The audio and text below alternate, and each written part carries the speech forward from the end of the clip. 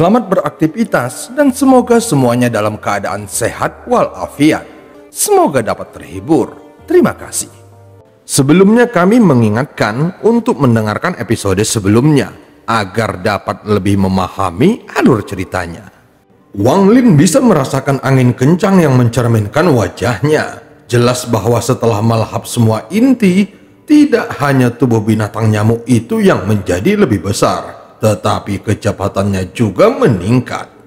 Sebelumnya, Wang Lin iri dengan perahu Qiu Xiping. Meskipun dia bisa membuat tornado dengan binatang kecil, namun kecepatannya tidak secepat perahunya.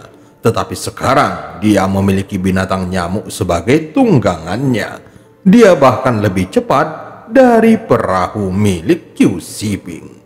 Dalam perjalanan, setiap bertemu dengan binatang dengan kualitas rendah, binatang nyamuk akan mengambil intinya lalu dimakan olehnya. Saat mereka terbang, Wang Lin menghabiskan waktu lama untuk menelusuri ingatan dewa kuno. Pada akhirnya, dia menemukan binatang purba yang cocok dengan nyamuk ini. Namun tidak peduli apakah itu ukuran atau kekuatannya, binatang ini masih jauh lebih lemah dari apa yang ada di dalam ingatannya. Tetapi belalainya sangat mirip. Dalam ingatan dewa kuno, dia hanya melihat nyamuk itu sekali, dan itu terjadi di bintang yang sepi. Tidak ada kultivator yang tinggal di bintang yang dikelilingi oleh gas abu-abu itu. Tusi ada di sana untuk mencari bahan membuat harta karun. Walaupun para dewa kuno sangat kuat, namun dia hampir kehilangan nyawanya di sana. Penyebabnya adalah nyamuk yang mempunyai belalai yang sangat panjang. Pada awalnya, hanya ada sedikit dan hanya berada pada peringkat binatang buas terpencil kualitas terbaik. Namun saat dia memasuki lebih dalam, semakin banyak binatang nyamuk yang muncul, sehingga membentuk lautan binatang nyamuk. Jika binatang itu datang satu persatu, maka itu bukanlah masalah besar. Tetapi saat mereka mulai berdatangan secara berkelompok, maka mereka akan menjadi masalah besar. Binatang nyamuk tampaknya memiliki hubungan misterius antara satu sama lainnya. Akibatnya, bahkan dewa kuno pun berjuang untuk melarikan diri. Setelah melarikan diri, dia merenung sejenak dan memutuskan untuk tidak kembali. Alasannya adalah saat melarikan diri, dia melihat ada banyak binatang nyamuk yang tak terhitung jumlahnya muncul dari planet terdekat. Bahkan itu membuat kulit kepala Tusi mati rasa saat melihat semua makhluk itu. Wang Lin memandangi binatang di bawahnya, terutama pada belalainya. Bahkan jika binatang ini bukan binatang nyamuk yang ada dalam ingatan dewa kuno, dia pasti masih memiliki hubungan. Jika tidak, bagaimana dia bisa memiliki belalai yang sama persis? Dengan mengingat hal ini, Wang Lin tidak berbuat banyak selama perjalanan. Dia selalu menyaksikan dengan dingin ke kejauhan saat binatang itu bertarung dengan binatang lainnya. Hanya di saat-saat hidup atau mati, barulah Wang Lin bertindak untuk menyelamatkan binatang nyamuk itu. Alhasil, meski sempat terjadi penundaan, namun kekuatan binatang nyamuk tersebut terus meningkat. 8 hari kemudian, Wang Lin akhirnya tiba di kota. Ada bangunan besar dan kecil yang menutupi kota dengan banyak kultivator di dalamnya. Di sekitar beberapa susunan transfer di dalam kota, terdapat lebih banyak lagi kultivator. Harus dikatakan bahwa ada banyak binatang buas di dalam lautan iblis saat ini.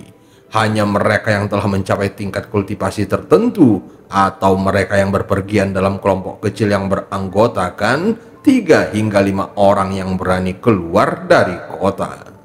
Sebagian besar kultivator memutuskan untuk menghabiskan beberapa batu roh untuk melakukan perjalanan melalui susunan transfer. Dengan begitu, setidaknya keselamatan mereka terjamin. Saat Wang Lin mendekati kota sambil berdiri di atas binatang nyamuk, para penjaga kota langsung melihatnya. Mereka semua merasa seperti menghirup udara dingin sambil memandangi binatang nyamuk yang menyeramkan dan membuat bulu-bulu di tubuh mereka berdiri. Wang Lin masih berdiri di atas binatang itu dan tidak berhenti sama sekali. Saat Wang Lin memasuki kota, ada 3 kekuatan jiwa yang memindainya. Wang Lin mengerutkan kening dan dia tiba-tiba menghilang. Saat dia muncul kembali, dia sudah berada di dalam kota dan binatang nyamuk itu ada di dalam tasnya. Sedangkan untuk kultivasinya, dia sengaja menyamarkannya sebagai foundation establishment tahap pertengahan. Dengan jiwanya yang kuat, kecuali seseorang yang berada pada tahap formasi jiwa yang hanya dapat mengetahui tingkat kultivasinya yang sebenarnya. Sedangkan di bawah tingkat itu, tidak mungkin bisa mengetahuinya. Saat dia menghilang, 3 sosok muncul di langit. Ketiganya berpakaian sama persis, yang membedakan hanyalah warna bajunya, yaitu hitam, putih, dan merah. Ekspresi pria berpakaian hitam itu serius ketika dia melihat ke arah kota dan berkata, "Kultivator Nesensol ini sepertinya tidak ingin diketahui. Lupakan saja, selama dia tidak menimbulkan masalah, aku juga tidak ingin ada masalah dengannya." Dua lainnya saling memandang dan langsung menghilang. Mereka tidak tahu bahwa selama ini kekuatan jiwa Wang Lin telah terkunci pada mereka. Setelah mereka pergi, Wang Lin menarik kekuatan jiwanya dan berjalan di dalam kota. Ada banyak toko di dalam kota ini, tetapi setelah melihat-lihat banyak toko, dia tidak bisa menemukan satupun yang memiliki peta untuk dijual. Setelah berjalan beberapa saat, dia berhenti di depan gedung berlantai 3 dan tersenyum. Nama bangunan itu adalah Paviliun Pemurnian Harta Karun. Wang Lin masih ingat lelaki tua bertahun-tahun yang lalu. Dia berpikir bahwa lelaki tua itu pasti telah menemukan binatang kecil yang diberi pembatasan olehnya. Wang Lin mencibir di dalam hatinya dan tidak memasuki gedung. Dia yakin jika dia bertemu lagi lelaki tua itu, maka dia akan memiliki kekuatan untuk melarikan diri. Tidak seperti sebelumnya, di mana dia bahkan tidak bisa berlari. Saat dia berjalan, matanya tiba-tiba berbinar ketika dia melihat sebuah toko yang menjual batu giok. Pada plakat di luar toko, dia melihat sedikit kekuatan spiritual yang sangat lemah. Hanya orang-orang yang telah mencapai tahap Nesensol yang bisa melihatnya. Jika seseorang berada di bawah tahap Nesensol, mereka tidak akan bisa menyadarinya sama sekali. Dengan pengalaman Wang Lin di Lautan Iblis, dia telah mendengar bahwa selain toko-toko umum, ada juga pertukaran rahasia di kota-kota besar. Pertukaran rahasia ini seringkali memiliki persyaratan minimum berdasarkan kultivasi seseorang. Hanya setelah seseorang mencapai tingkat kultivasi tertentu, barulah mereka dapat bergabung. Wang Lin memandangi toko itu sebentar. Saat dia berjalan menuju toko, ekspresinya berubah ketika dia melihat seorang pemuda berlari ke arahnya. Pemuda ini sangat tampan, namun terlihat sangat gugup. Dia terus melihat ke belakang dan ada seorang pria paruh baya yang dengan cepat mengejarnya. Pria paruh baya itu dengan cepat menyusul dan mencoba menangkap pemuda itu. Namun pemuda itu mencoba menghindar dan berlari ke arah Wang Lin. Segera tubuh Wang Lin menghindar ke samping dan pemuda itu terhuyung beberapa langkah lalu jatuh ke tanah. Setelah dia jatuh, ada sebuah batu giok ungu yang jatuh dari tangannya. Wajah pemuda itu menunjukkan ekspresi ngeri. Dia dengan cepat meraih batu giok itu dan menggenggamnya. Pada saat yang sama, pria parubaya itu tiba dan karena Wang Lin menghalanginya, dia melambaikan tangannya untuk menggeser Wang Lin. Melihat tindakannya, Wang Lin hanya mengerutkan keningnya. Dia mundur selangkah dan menyingkir dari tangannya. Pria parubaya itu mengungkapkan ekspresi terkejut, namun dia masih terlihat marah ketika berkata, "Kamu berani menghalangi jalan kakek ini? Nyahlah." Wang Lin dengan tenang memandangnya. Dia bisa melihat bahwa tingkat kultivasinya hanya berada pada tahap pertengahan foundation establishment. Kekuatan spiritual orang ini sangat tipis. Jelas sekali, dia secara paksa dinaikkan ke level ini melalui obat-obatan. Setelah pria parubaya itu melihat Wang Lin tidak menanggapinya, dia mendengus dingin dan menatap pemuda itu. "Bocah kecil, kamu sungguh berani mencuri batu giok kakekmu." Tubuh pemuda itu langsung bergetar. Meski wajahnya dipenuhi ketakutan, namun dia tetap berani berkata, "Kamu bohong, ini adalah pusaka keluarga aku." Pria parubaya itu tertawa. Dia melangkah dan menendang pemuda itu. Dia dengan mudah mengambil batu giok dari pemuda itu dan berkata, "Jadi bagaimana jika aku mengambilnya? Apa yang bisa kamu lakukan? Dan aku tidak mencurinya. Aku hanya membelinya di sini." Setelah mengatakannya, dia melemparkan batu roh berkualitas rendah ke tanah. Pemuda itu mencium tanah di bawah kaki pria parubaya dan mengeluarkan banyak darah. Wajahnya pucat saat dia menatap pria parubaya dengan kebencian di matanya. Pada saat itu, beberapa orang yang lewat menoleh untuk melihat. Tetapi setelah mereka melihat pria parubaya itu, mereka semua segera berbalik dan pergi. Wang Lin melihat sekilas dan mengabaikan apa yang terjadi saat dia berjalan menuju toko. Wang Lin tahu batu giok ungu itu, dan itu adalah bahan pemurnian yang bisa dijual dengan harga batu roh kualitas menengah. Adapun bahasa kotor pria parubaya itu, jika itu adalah Wang Lin di masa lalu, dia tidak akan membiarkannya pergi. Tetapi seiring dengan meningkatnya kultivasinya, Wang Lin tidak mau repot-repot mengurusi orang yang tidak penting seperti itu.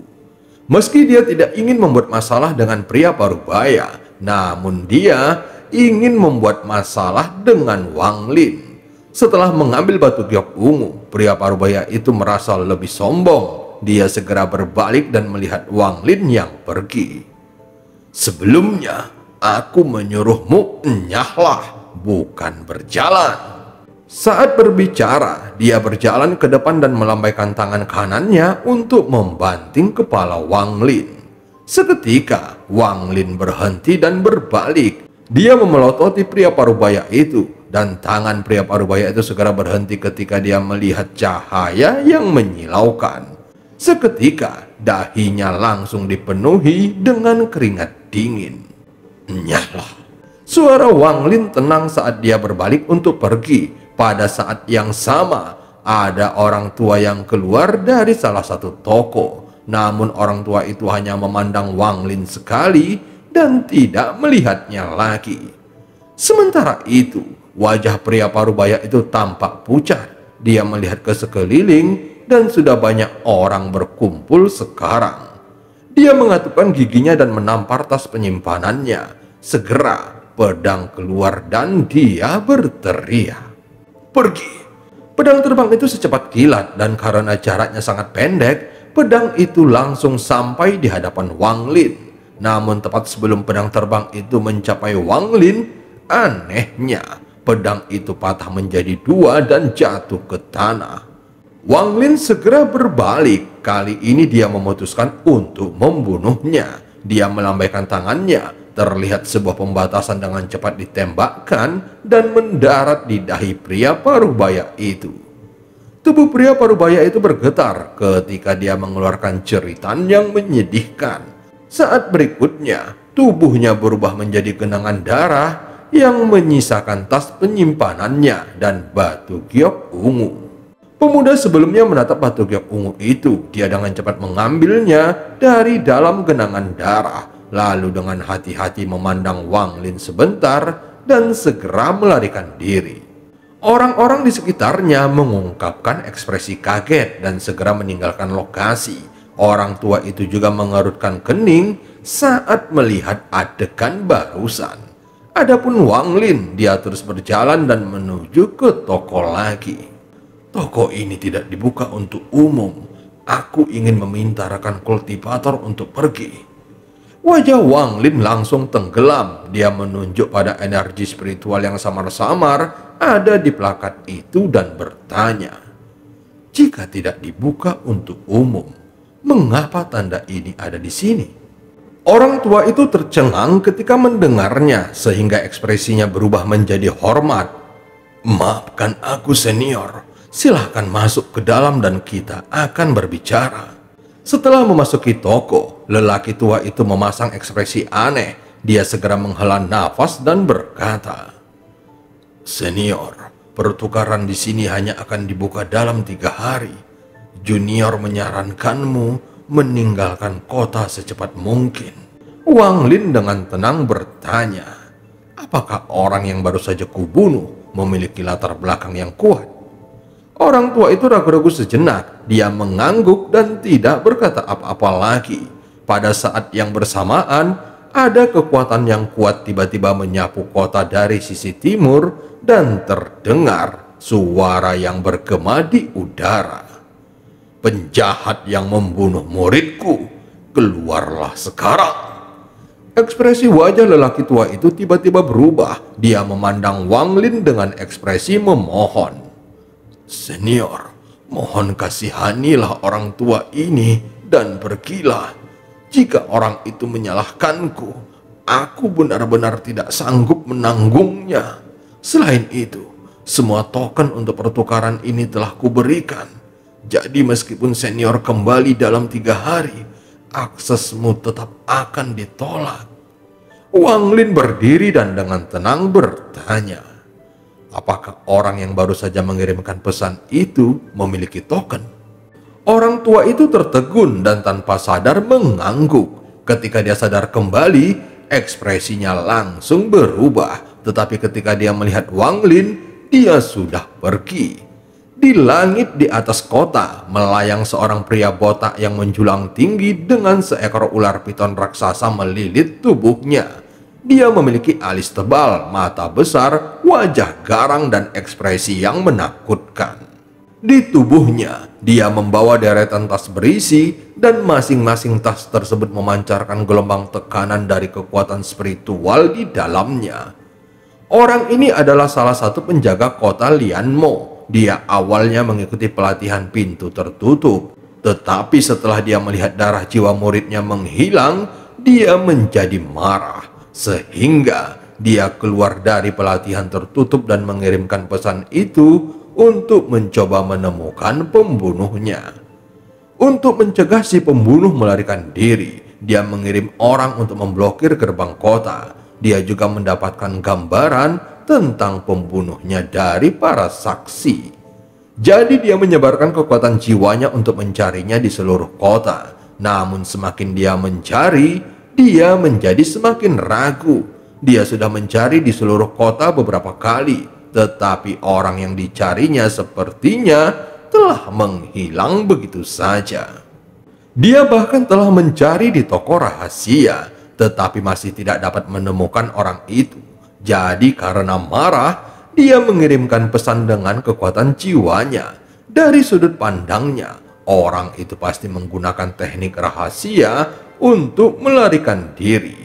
Namun yang tidak dia duga adalah pada waktu yang hampir bersamaan saat dia mengirimkan pesan tersebut, Wang Lin telah muncul 10 kaki darinya. Pupil mata pria botak itu langsung mengecil. Dia mundur dan segera menahan amarahnya. Meskipun dia terlihat sangat kasar, namun dia adalah orang yang sangat berhati-hati.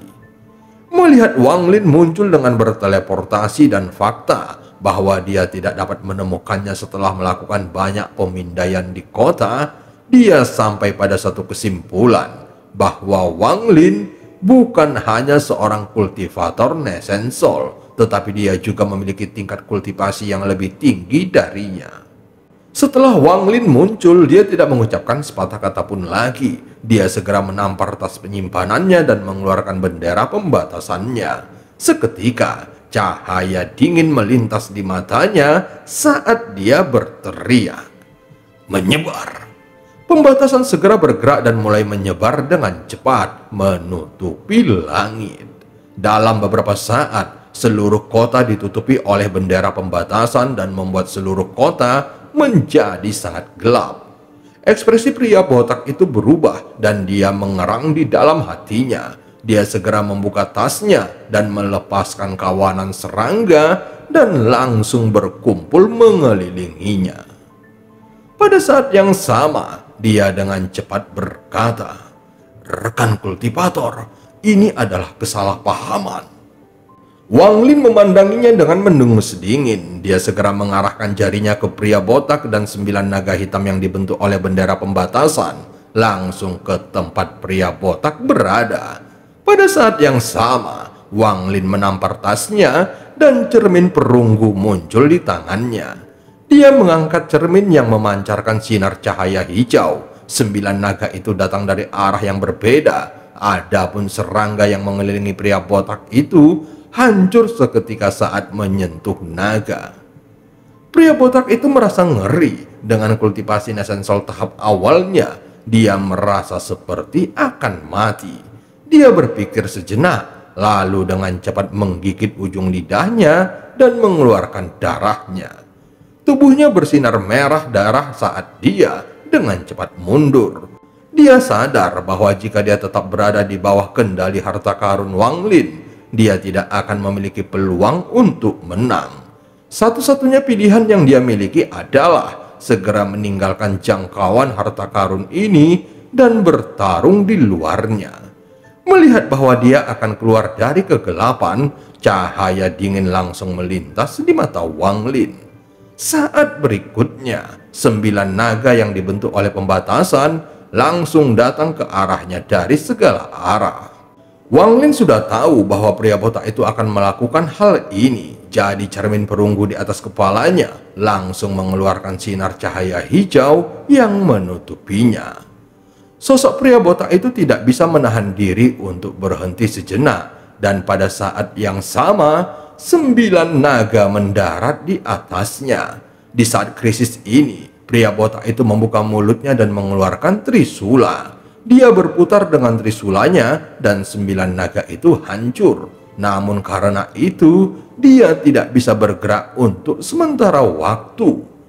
Meski akhirnya berhasil lepas dari sinar cahaya hijau, namun ada asap hijau yang keluar dari tubuhnya dan dia terlihat menjadi sangat lemah. Dia batuk dan memuntahkan seteguk darah dan Nesensolnya tampak muncul di atas kepalanya dengan ekspresi ngeri dan dengan cepat melarikan diri. Sementara itu, pedang hitam langsung menembus dada tubuh fisik pria botak itu. Wang Lin tersenyum dingin sambil berdiri di kejauhan. Dia mengayunkan tangannya dan pedang hitam itu berteleportasi kembali kepadanya. Semua ini terjadi dalam waktu yang sangat singkat. Sejak Wang Lin muncul dan Nesensol pria botak itu keluar dari tubuhnya, itu hanya terjadi beberapa saat saja.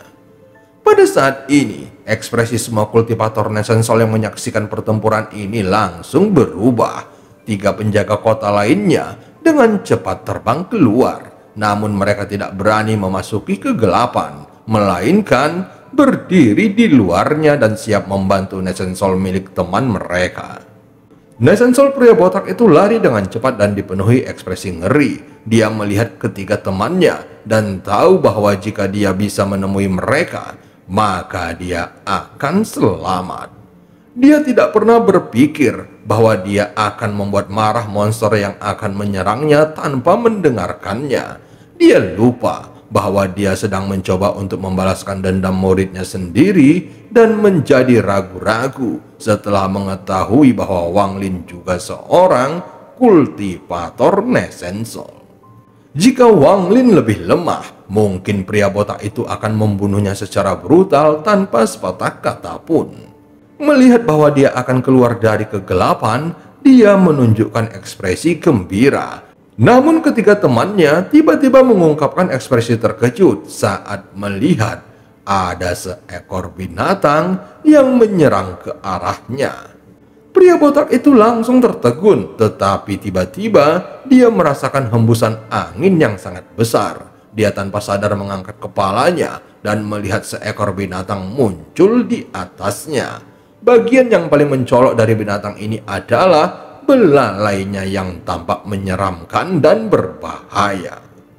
Pada saat yang sama, 99 pembatasan keluar dari bendera pembatasan dan memblokir 3 kultivator Nesensol lainnya. Ketiga kultivator tidak bisa menahan diri untuk tidak berhenti sejenak. Saat pembatasan itu hilang, pemandangan di hadapan mereka bertiga adalah sesuatu yang tidak akan pernah bisa mereka lupakan. Mereka melihat belalai binatang buas yang tampak berbahaya itu menusuk kepala Nesensol milik pria botak itu. Nesensol miliknya mulai mengecil hingga dia benar-benar musnah dimangsa oleh binatang nyamuk. Beberapa warna emas muncul di tubuh asli binatang nyamuk. Setelah melihat ketiga kultivator Nesensol dengan tatapan dingin, dia segera mengepakkan sayapnya dan dengan cepat kembali ke sisi Wang Lin. Saat berikutnya, Wang Lin melambaikan tangan kanannya dan menyingkirkan bendera pembatasan dan cermin perunggu. Tas penyimpanan dan trisula milik pria botak itu juga mendarat di tangannya. Setelah dia memeriksa isi tas itu dengan kekuatan jiwanya, dia mengeluarkan sebuah token dengan tulisan rahasia di atasnya. Kemudian, dia melihat ketiga kultivator Nesensol dan menghilang tanpa sepatah kata pun. Banyak orang di kota menyaksikan pertarungan ini, termasuk kultivator Nesensol yang berada di sini untuk pertukaran. Karena Wang Lin dengan mudah membunuh pria botak itu, dia meninggalkan kesan mendalam di benak mereka semua, terutama bendera pembatasan dan binatang buas yang melahap Nesensol pria botak. Bahkan dengan pengalaman selama bertahun-tahun, mereka tidak dapat mengenali binatang jenis apa itu. Bahkan ketiga penjaga yang berteman dengan pria botak tidak berani bertarung dengan Wang Lin. Bagaimanapun juga, di lautan iblis, kekuatan adalah segalanya. Namun mereka berpikir harus melaporkan hal ini kepada Adipati Kota Lianmo. Namun sang Adipati hampir selalu mengikuti pelatihan tertutup dan masalah ini mungkin akan dibiarkan begitu saja. Bagaimanapun juga, mereka juga berpikir bahwa kekuatan Wang Lin sepertinya tidak lebih lemah dari Nesensol tahap pertengahan atau akhir. Mereka bertiga saling memandang. Setelah menghela nafas bersama, mereka langsung pergi. Sementara itu, Wang Lin muncul kembali di toko rahasia dan dia melemparkan token itu ke lelaki tua yang tampak tercengang lalu berkata, "Sekarang aku punya tokennya." Wang Lin tinggal di sebuah penginapan di dalam kota selama 3 hari. Selama periode waktu ini, banyak orang yang datang mengunjunginya. Dia membuang sikap acuh tak acuhnya yang biasa dan akhirnya bisa mengenal banyak orang. Sebagian besar kultivator Nesensol ini bukan berasal dari kota Lianmo. Mereka datang dari berbagai kota untuk berpartisipasi di dalam pertukaran rahasia. Pertarungan Wang Lin dengan pria botak telah menarik perhatian mereka semua. Tampilan kekuatannya inilah yang membuat semua kultivator Nesensol secara pribadi datang berkunjung. Dan cerita pun berakhir. Sampai ketemu di part selanjutnya.